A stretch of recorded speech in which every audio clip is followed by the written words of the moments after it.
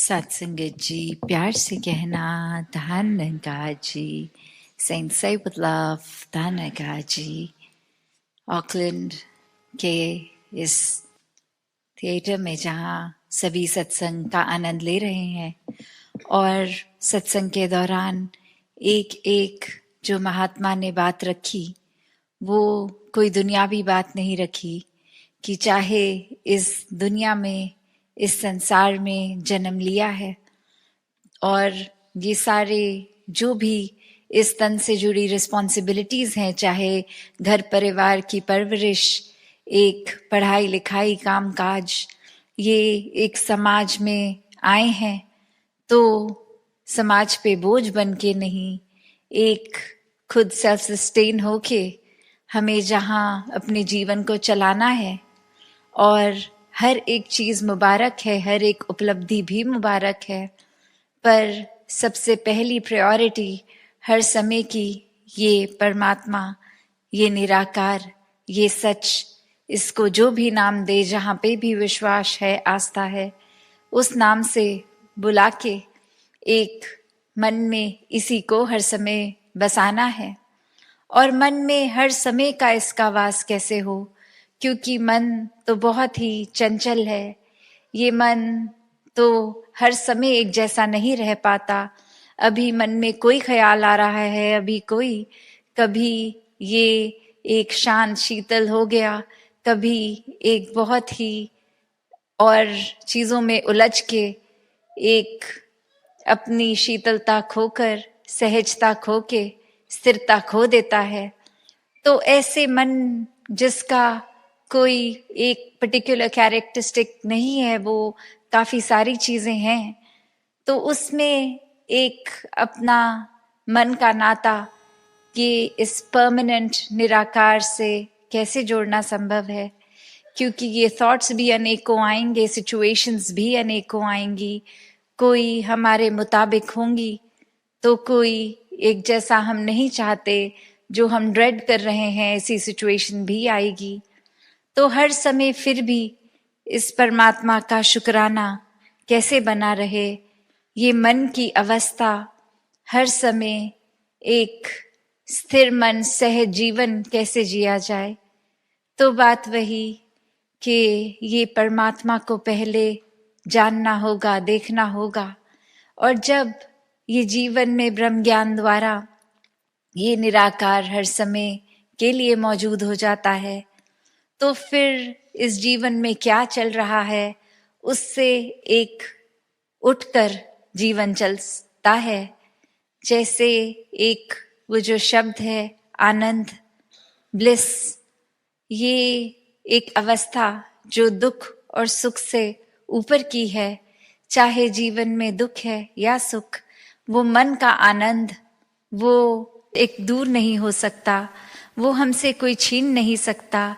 जब ये परमात्मा को मन में बसा लिया तो फिर संसार में क्या चल रहा है क्या नहीं, ये एक मायने रखता ही नहीं है, क्योंकि एक एलिवेटेड स्टेज हम अपनी बना चुके हैं जहाँ फिर ये चीज़ें कैसी हैं कैसी नहीं उससे फर्क नहीं पड़ता, क्योंकि एक अच्छी सिचुएशन हो या बुरी, उसमें भी इस परमात्मा का ही, इस निराकार का ही वो प्रसाद लगता है कि अगर हमें इस समय कोई दुख भी मिल रहा है तो हमारे लिए इसी दुख को महसूस करने में बेहतरी है, क्योंकि हमारा एक विजन तो बहुत ही नैरो है, एक हमारी सोच, एक बुद्धि, ये दिमाग एक टोटलिटी में नहीं सोच पाता। अक्सर हम अपने ही आप को प्रायोरिटी मन में बना के वो थॉट प्रोसेस, वो एक दायरा अपना इतना नैरो कर लेते हैं कि सब कुछ फिर हम अपने हिसाब से चाहते हैं, और अगर उस हिसाब से होता है तो ही दिल खुश होता है, तो ही मन ये बात मानता है कि ये परमात्मा है और ये हमारे लिए एक अच्छाई कर रहा है, क्योंकि अपने मन मुताबिक चीज हो गई। पर ये इतना वास्ट परमात्मा आगे पीछे सबकी जानता हुआ जीवन में फिर कुछ ऐसा अगर करता है जो हमारे मुताबिक नहीं है, तो उस समय तो हम इस परमात्मा को भी कोसने से नहीं चूकते हैं कि ये सबकी तो सुन रहे हो, हमारे ही जीवन में दुनिया भर की प्रॉब्लम्स क्यों डाल दी। तो बात वही, ये नजरिया कि हम किस चीज को कृपा देख रहे हैं और किस चीज को नहीं। चाहे हर पल में ये परमात्मा तो हमारे लिए ही सोचता रहा है, सोचता रहेगा, सोच रहा है। तो बात यही कि अक्सर हम अगर उस तरह भी देखें कि आज अगर एक चीज की इच्छा है कि ये ऐसा हो जाए और ऐसा हो भी जाता है, तो भी अक्सर कुछ टाइम बाद वो ठीक नहीं। आज अगर अनएम्प्लॉयड हैं तो मन में आता है नौकरी लगे चाहे कहीं भी लग जाए, और अब जब नौकरी लग गई तो वो कंप्लेंट्स कि बॉस नहीं ठीक, एक एनवायरनमेंट नहीं ठीक, अब तो बस मन है कि जल्दी से जल्दी क्विट करें और कोई दूसरी नौकरी देखें। तो ये इच्छाओं ने तो खत्म नहीं होना, हर चीज हर समय हमारे मुताबिक भी नहीं होनी। तो भी एक मन में ये परमात्मा का अगर वास है तो हर सिचुएशन बहुत स्मूथ हो जाती है, ट्रांजिशन स्मूथ हो जाती हैं।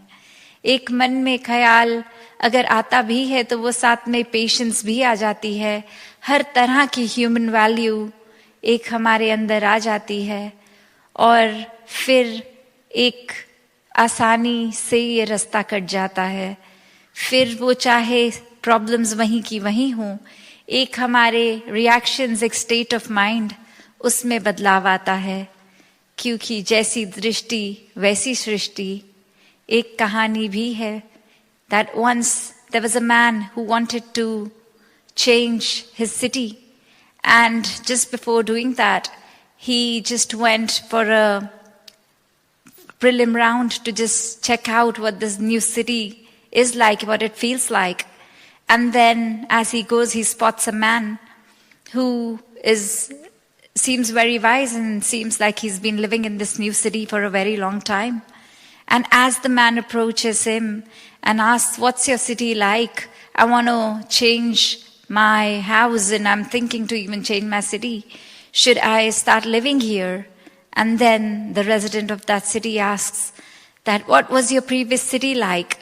And the man's like, it's very negative in a way where it's very stressful and the people aren't nice, and he just starts going on with a lot of negatives about the city and the people. And the man replies, "So even if you change your city, this place is not at all different. You're going to find exactly the same kind of people, the same kind of environment." And as they're talking, another person approaches and he coincidentally says the same thing, that "I want to now start living in this city. Please tell me what your city is like." And the same question is asked by that man, that "What was your previous city like?" And the man says on that people there are so nice, so kind, and everything's so perfect. And I just want to explore now that if my city is like that, how are the other cities like? And now the answer to the same question is totally different, saying that you're going to find the same environment, the same kind of people here as well. It's all about how you think, how you perceive. It's all about how you are deep within. Because everything around can be just exactly how we think it is like. तो मन में अगर कोई भाव है कि किसी को हम किस नजरिए से देख रहे हैं, वैसा ही सब कुछ नजर आएगा। एक अगर हमें किसी में अच्छाई दिख रही है तो हमारा मन उस अच्छाई को खोज रहा है। एक अच्छाई देखकर, जैसे कहा भी जाता है, every cloud has a silver lining, कि अगर एक परिस्थिति इतनी भी खराब है, सिचुएशन खराब है, कोई इंसान का नेचर अच्छा नहीं लग रहा, तो भी दुनिया में ऐसा कोई इंसान नहीं जिसमें एटलीस्ट एक गुण तो ना हो। हर किसी में अच्छाई है। तो वो उस सिचुएशन से, उस परिस्थिति से वो अच्छाइयाँ छांटने का नजरिया है हमारा, या वो अच्छाइयों की ओर नजर ना करते हुए सभी जगहों से कमियां निकाल लेंगे, तो हम खुद भी स्ट्रेस में रहेंगे और फिर घर परिवार समाज वहां भी एक खुशहाली तो बांट नहीं पाएंगे। एक जैसे हैं वही पास ऑन करेंगे।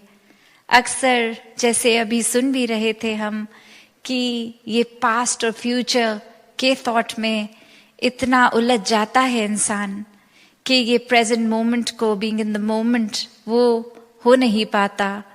या तो क्या था क्या नहीं, कैसा था कैसा नहीं, या फिर क्या होगा कैसा होगा, अगर ऐसा होगा तो कितना अच्छा होगा। पर अभी ये सच्चाई, ये समय क्या है, उस पे ध्यान नहीं।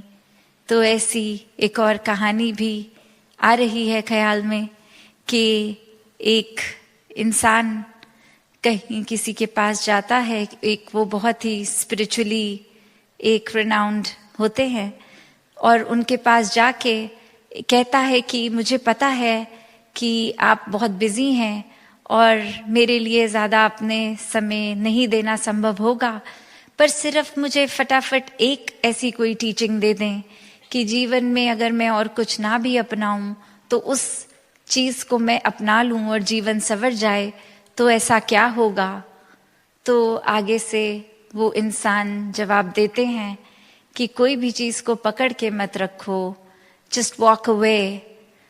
तो एक सवाल अब मन में उस इंसान को आता है कि क्या ये वॉक अवे का मतलब कि मैं इनका टाइम वेस्ट कर रहा हूँ, क्या ये चाह रहे हैं कि मैं दूर चला जाऊं, या क्या। और अभी इतनी देर उसी सोच में बैठे बैठे फिर हिम्मत करके 5 मिनट बाद फिर से उनके पास जाके कहते हैं कि आपने कहा वॉक अवे, तो क्या इसका मतलब मैं जाऊं या आप कुछ और समझा रहे थे। और अब जवाब आता है you couldn't even walk away from this, कि आप इतना एक बातों को पकड़ लेते हैं अगर, तो कितनी देर वो सोच चलती है। अक्सर एक कोई चीज़ लगती है कि ये किसी ने मुझे कड़वी बात बोल दी, किसी ने गाली गलौज कर दिया, किसी ने हमारी शान के खिलाफ कुछ कह दिया, और अब दिमाग में उस इंसान के आगे ही कांटा मार दिया, ना इससे बात करेंगे, ना किसी घर परिवार के इंसान को इनके आसपास जाने देंगे। ये इंसान ने हमें ऐसा बोला कैसे। मन में बात फिर वही कि वो एक शब्द किसी के मुंह से निकला नहीं कि हमने वो पूरे इंसान को ही गलत ठहरा दिया। क्या पता आज उनकी तबीयत ना ठीक हो, अंदर कोई तंगी, कोई और परेशानी जिसकी वजह से वो इतने कल्पे हुए, एक अंदर से अच्छी फीलिंग नहीं आ रही थी, इसलिए वो तंगी में उनसे भी अनजाने में कुछ शब्द ऐसा निकल गया, और अब जीवन भर हम उस शब्द को पकड़ के बैठेंगे कि वो इंसान ने ऐसा बोला तो अब मैं 3 बातें और गलत उनको कहूँ। तो बात तो वही कि किसी को कुछ गलत बोलेंगे अगर हम, तो पहले हमारा भी मन खराब होगा। कोई अगर कोयला जल रहा है और हमें है किसी पे मारें ताकि वो इंसान जल जाए, तो जैसे ही हम वो कोयला अपने हाथ में पहले पकड़ेंगे, वो इंसान तो बाद में जलेगा, पता नहीं हमारा एम ठीक लगेगा भी कि नहीं, पर डेफिनेटली हमारा अपना हाथ तो जलेगा ही। तो ये एंगर इश्यूज, ये हमें जो भी कुछ तंग करता है, जब जब हम इस परमात्मा से दूर होते हैं तो वो पहले हम परेशान होते हैं, और वो परेशानी को हम ड्रैग ऑन करते ही जाते हैं। We not able to walk away from that. तो बात वही कि जीवन में हर एक पल में अगर जिया जाए तो किसी की बात का असर इतना नहीं होता कि हम अपना कंट्रोल दूसरे के हाथ में देते हैं, क्योंकि जीवन में अगर कंट्रोल देना ही है तो इस परमात्मा को दिया जाए। फिर ये जैसा चलाए बस ये सरेंडर करके, जैसे a lot of times we see that if there's a river and there's a leaf that's just dropped down to it, we see that it's just flowing so smoothly. वो जिस बहाव में वाटर करंट है, it's just going with the flow. उसी तरह अगर हम भी अपना अहंकार खो के, ये समर्पित हो के, सरेंडर करके अनकंडीशनल डिवोशन की और अनकंडीशनल सेल्फलेस सर्विस करते हुए हर एक की सेवा करते रहें, तो फिर वाकई ही ये जीवन बहुत ही एक सुखदाई, स्मूथ, एफर्टलेस हो जाएगा। हर पल में सिर्फ ये परमात्मा दिखेगा और अच्छाइयाँ दिखेंगी। तो ये हमारे अंदर है, हमने किस चीज़ को पकड़ना है और कितनी देर पकड़ना है। ऐसा अगर चीज़ों का ही भार लेते रहेंगे तो फिर तो एक डिस्कम्फर्ट महसूस होगा। पर हर समय अगर हम एक अच्छाइयों को अपनाएंगे तो खुद भी ये मन सुकून में रहेगा, ये पीस विद इन का भाव, ये वननेस का भाव, एकत्व का भाव, इस परमात्मा से एक होकर पूरे संसार के साथ फिर एक हो जाएंगे और वो एफर्टलेस जर्नी हो जाएगी। तो ये चेतनता, ये चुनाव भी हमारा ही है कि जिया तो किसी तरह भी जा सकता है, पर हमने कैसे जीना है। ये डिटैच्ड अटैचमेंट की भी बात कि ये माया का रूप संसार, इसमें हर एक जिम्मेवारी निभानी तो है, पर उसमें इतना इनग्रॉस्ड, इतना खचित नहीं हो जाना कि अपनी सेहत भी गवा दें, अपना पीस ऑफ माइंड भी गवा दें। बात वही कि हर चीज़ की शुरुआत और अंत और हर चीज़ में जब ये निराकार है तो ही जीवन सफल है। संतों ने भी हमेशा ऐसा ही जीवन जीना सिखाया कि एक गृहस्थ में रह के अपने सब काम वैसे ही करते हुए जैसे करने चाहिए, बस मन में इस परमात्मा को बसाना है, हथ कार्च तो दिल यार्च। तो बात वही कि ये परमात्मा प्रायोरिटी बना रहे तो ही जीवन एक मुक्ति का हकदार बनता है, वरना तो फिर एक जीते जी भी हम बेचैनी लेंगे और ये मौत के बाद भी वो क्लैरिटी इस आत्मा को नहीं कि ये परमात्मा जो आखिरी ये एक final aim of human life है कि ये सैल्वेशन अटेन करनी, मुक्ति मिलनी, तो जो जिया ही बेचैनी में वो मृत्यु के बाद कैसे चैन प्राप्त करेगा। तो बात वही, हर कोई अपने जीवन में जब तक इस निराकार को बसाए तो वाकई ही जीवन एक मुबारक जीवन हो जाता है। दासी और शब्दों का सहारा ना लेके इन्हीं शब्दों से आपसे आज्ञा लेगी। सत्संगत जी, धन्यवाद जी।